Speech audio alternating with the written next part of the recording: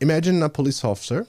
He's driving his car in the road, and suddenly he sees someone speeding up because they already have these speed detector on the car, right? So naturally, they know the speed of the car in the other lane, right? Coming back against him. So, he's speeding up. Okay. But in front of him, there's a car with the registration that is expired. Naturally, the guy will say, well, I'm going after the guy that is speeding up. But not necessarily. Of course, most of people will agree that that's the best course of action. Let's go the one that is speeding up because definitely is a thief or something. But maybe his guy is taking someone to the hospital. And that guy with the registration expired is a thief, which has a body in the body on his car. And he doesn't have money even to pay the registration.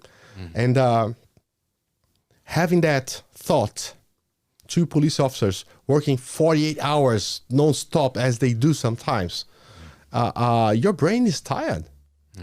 How can you possibly be more effective on this? Right. So how about getting the camera and looking at the registration? Oh, this is registration is expired, and the driver, the owner, is already how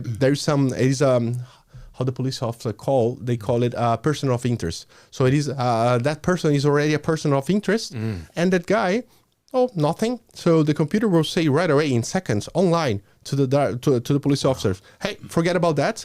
Tell someone to take over that, and this one I need to check right away because he might be a bigger danger.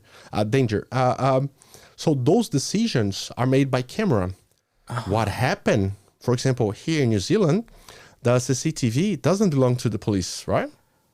It belongs to the council. And depending on the area. Yeah. And the police, they have their own camera, and the council, they have their own camera. And they need to chat about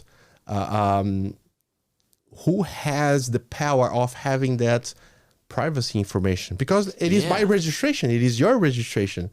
And again, I'm not saying that this is a bad thing to give to give up from this kind of privacy.